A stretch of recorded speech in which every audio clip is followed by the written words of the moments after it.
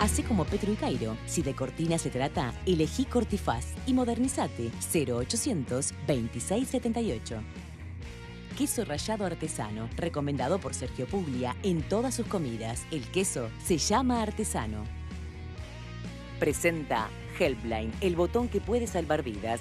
Helpline, seguridad para el adulto mayor. Pircaston, soluciones integrales a problemas de humedad. 2-411-7171, www.pircaston.com.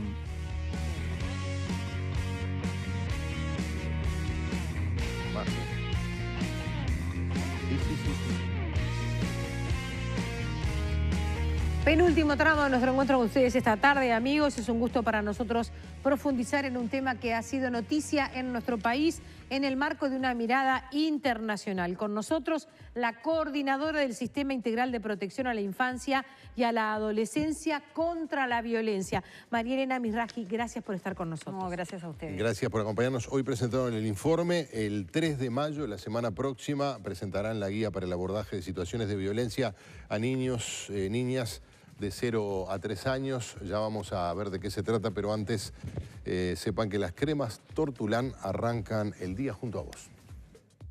Estamos listas para lo que va a venir. Nuestro tiempo es importante. Hacemos lo que nos gusta y un poco más. Siempre te llevé en la piel y hoy también. Tortulán, como a nosotras nos gusta hacer. Cremas Tortulán, distribuidor exclusivo Eduardo Chiape.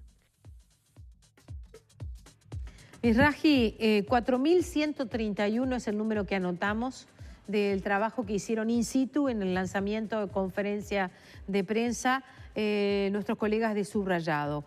Esta cifra, según usted decía, viene de una muy buena evaluación que hace el INAU y que ustedes ya tienen como muy aceitada e incorpora ahora números del Pereira Rosell. Sí, en realidad nosotros como sistema, el CIPIAB, que en realidad somos todas las instituciones del Estado, y no solo del Estado, sino de la sociedad civil. Nosotros trabajamos con organizaciones no gubernamentales que tienen convenio con el Estado, como es El Paso, como son Somos, Nuevo Horizonte, en los cuales en realidad aunamos fuerzas para trabajar las situaciones de violencia.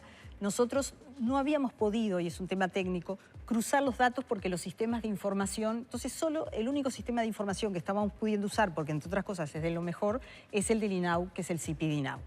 Esta vez, junto con el Pereira Rosell, pudimos cruzar los datos porque nosotros no podemos, en realidad, multiplicar datos. Nosotros teníamos que tener las cédulas de identidad para poder hacer ese cruzamiento. Entonces, por eso, en realidad, si bien nosotros lo presentábamos, esta vez sí pudimos comprobar que de los 384 situaciones que en realidad nos reporta el Pereira Rosell, que son parte de estas 4.131, nosotros ya teníamos registrados solo 48. Y nosotros teníamos un reporte de 3.719 situaciones por el CIPI. ¿Esto quiere decir, las trabaja solo INAU, las trabaja solo el Pereira? No, las trabajamos todos, porque siempre todos, en realidad, en esta etapa cumplimos algún rol, y eso es lo importante. Y yo creo que por eso también podemos hoy tener la detección y el trabajo, porque no es solamente detectarlo, sino trabajar e intentar o interrumpir la violencia de 4.131 niños. ¿Esto quiere decir que son todos los niños del Uruguay que sufren violencia? Y no. En realidad son los que los equipos de territorio y las instituciones hemos logrado que esos niños pudieran decir o que algún familiar pudiera decir y captarlos y poder trabajarlos. Es un avance, es un avance. Es tremendo como país, es tremendo que nosotros tengamos que reportar año a año situación de violación a los derechos humanos de nuestros niños. 4.131 es el caso que ustedes hoy presentan a la prensa, y vale la pena enfatizar eso que usted decía. Tenemos el número de cédula de cada persona, por lo tanto no se repite, no está dos veces el mismo caso, ni el mismo niño. No es el mismo niño que fue dos veces o cuatro en el año. No, por eso nosotros antes no podíamos reportar el Pereira porque ese cruzamiento no lo podíamos hacer y es poco serio desde el punto de vista técnico. Entonces, en realidad, por ejemplo, con la enseñanza estamos trabajando porque yo sé que tanto enseñanza media como enseñanza primaria también a veces se atienden situaciones que no necesariamente después pasan a otras instituciones, porque hay situaciones de violencia donde se pueden resolver dentro del ámbito territorial o con los equipos de escuelas disfrutables o con los equipos de convivencia de enseñanza media y no pasan a otro. Pero bueno, ahí tenemos que ajustar justamente, pues ellos no pasan cifras, pero si nosotros no podemos en realidad cruzarlas y saber qué niño es, qué cédula, también guardando la privacidad. Nosotros nunca en esto usamos nombre. Misraji, estaba la consejera Mota en el panel de las personas que estaban allí asumiendo públicamente.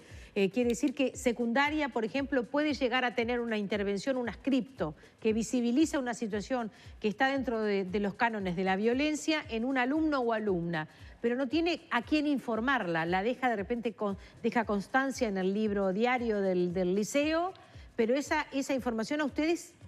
No, sí no llega. ¿Ah, sí? Ah, sí, bueno, no ¿cómo? En realidad no llega porque nosotros, a ver, esto es un acuerdo interinstitucional y en realidad nosotros tenemos un comité de gestión técnico que nos reunimos desde hace 10 años todos los martes. Somos técnicos de las instituciones. Y ahí empezamos a pensar, bueno, esto es un acuerdo interinstitucional, pero ¿cómo hacemos para que esto se plasme en el territorio? Entonces conformamos lo que nosotros llamamos Comité de Recepción Local. Y ahí, que eso es interesante como país y por eso la verdad que nos ponen de ejemplo, que se reúnen cada 15 días, los técnicos de secundaria, de primaria, de INAU, en particular de ACE. En el interior tenemos la suerte que las mutualistas privadas se incorporaron. En Montevideo tenemos que ver cómo lo hacemos porque es más complejo. Y ahí tú llevas la situación o sabés con quién contactarte. Discúlpame, Marielena, ¿quién lleva la situación? ¿El técnico? El técnico que la detecta. Ah, claro. Por ejemplo. ¿Y cómo se entera el técnico? Porque por lo general, y eso para mí también es un avance, hoy los niños, niñas y adolescentes pueden decirlo más que... Yo trabajé con mujeres con violencia de género cuando recién llegué al Uruguay. Está bien, pero seguramente se lo digan a la maestra. Exacto, y la maestra tiene un protocolo y la maestra sabe... Hay por eso, claro. Exacto. Hay equipos de escuelas disfrutables, hay equipos del territorio. Cuando se detecta una situación de violencia, lo primero que se debe acudir es a la salud. Eso es así. Entonces nosotros tenemos coordinados, o sea, al Pereira Rosell, a la mutualista, que tienen equipos de violencia, porque ahí depende también de la violencia que sea, una cosa violencia emocional, ni hablar que cuando es abuso sexual es la salud, y ni hablar de hacer un informe de acuerdo a lo que relató el niño y pasarlo a la justicia. O sea, por ejemplo, y a mí yo creo que dentro de lo tremendo de esto, yo creo que hay una mayor sensibilización, si bien tenemos todavía como sociedad una naturalización del tema de la violencia, lo vemos cotidianamente. Esta no es una violencia ajena a otras violencias. Quienes educan con violencia, en casas con violencia, funcionan de forma violenta. Entonces, la prevención de esto es fundamental. Pero bueno, como yo digo, en Semana de Turismo, que todos pensamos que estamos todos descansando, los que trabajamos en esto, la violencia no para en turismo. Por lo tanto, por ejemplo, hubo una situación en un centro de enseñanza media que inmediatamente una niña relata una situación, una niña de 15 años, y bueno, y los docentes, cosa que hay que rescatar. En casa. Un abuso sexual nada menos. Siempre son intrafamiliares. Claro. Siempre son intrafamiliares. El 94% de los agresores son de la familia. ¿94? Sí, el 94%. Eso es altísimo. Las personas que debieran protegerlo. Exacto. Las personas en las que deposita su confianza. Totalmente. El 94% de los casos agresores de violencia contra los menores son en el núcleo familiar. Totalmente. Sí, sin lugar a dudas. Nosotros no tenemos como otros países violados. O sea, claro, sí. Lo que iba a decir es que, bueno, que toman el relato de esa joven y los docentes se organizan porque hasta que no encontráramos un referente adulto protector, se organizan para acompañarla al centro de salud, para hacer las guardias, para que no se quedara sola. Eso en realidad demuestra una sensibilidad como muy grande y bueno, y después nos llaman a nosotros y que ya empezamos a operar desde el punto de vista de los equipos, si la niña obviamente se judicializa, que es lo que resuelve el juez. Decíamos, lo detecta, por ejemplo, un docente. Totalmente. Y le da paso a la salud, sin lugar a dudas. ese protocolo, después aparece el CIPIA. ¿Y cuándo aparece? Es que el CIPIA somos todos estos. Bueno, son todos estos, claro. Somos todos estos. ¿Cuándo aparece la justicia? La justicia, cuando es abuso sexual, aparece inmediatamente. Claro. O sea, nosotros, esto es un delito, necesariamente tenemos que informar al juez. Los temas más relacionales, cuando hay violencia más relacional, nosotros lo podemos trabajar con equipos de territorio, a no ser que sea una violencia física extrema. Y entonces podemos no judicializar las situaciones. Claro. Pero en las situaciones de abuso y de sospecha de abuso, entre otras cosas, porque al agresor y al perpetrador hubo que poner una medida cautelar de no acercamiento. Entonces, eso lo tiene que imponer la justicia y nosotros a partir de ahí empezamos a trabajar con esa joven, qué referencias adultas familiares tiene o si, que nosotros consideramos que es el último recurso, tiene que pasar a protección del Estado porque no tiene familia con la cual vivir. Lo cual eso siempre la verdad que es muy triste. En definitiva, es así. Misraji, ¿qué tenemos sobre nuestra mesa de trabajo? Nosotros tenemos, en realidad, que hoy presentamos, aparte de los datos, una cosa que es bien importante que también hay que rescatar.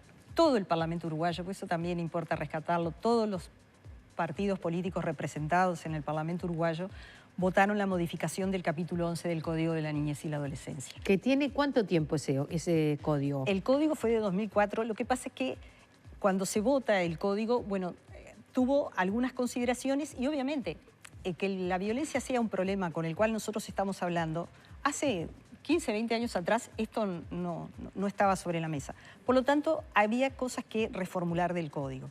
Nosotros junto con UNICEF, el CIPIAB y CIRE, que es una organización no gubernamental, trabajamos en una modificación del capítulo 11 que tiene que ver justamente con toda la parte de lo que es el proceso judicial que atraviesan los niños y las niñas y los adolescentes cuando se detecta una situación de violencia. Porque uno acá sentado dice, bueno, ¿y por qué no denuncian? Bueno, no es tan simple denunciar a alguien de tu familia que está haciendo una agresión contigo. No es fácil cuando es un abuso sexual, primero por lo traumático, segundo porque eso se da en un proceso. Nosotros cuando decimos tenemos cronicidades, porque en alguna medida cuando se empiezan los abusos sexuales al otro día ni la niña ni el niño lo pueden decir. Es un proceso, o el familiar. Entonces, para nosotros era importante esa modificación del código, es un salto cualitativo para Uruguay. ¿Qué modifican y qué lograron con esta nueva? Modifican cosas importantes. Modifica el fortalecimiento de la legislación sobre el acceso a la justicia, modifica el lugar de la defensa, que para nosotros es fundamental, y nosotros sabemos que hoy en el país de repente no hay la cantidad de defensores, por lo menos de oficio, necesarios, pero nosotros decimos, nosotros no podemos retasear derechos porque no haya. En el próximo presupuesto debe haber más defensores.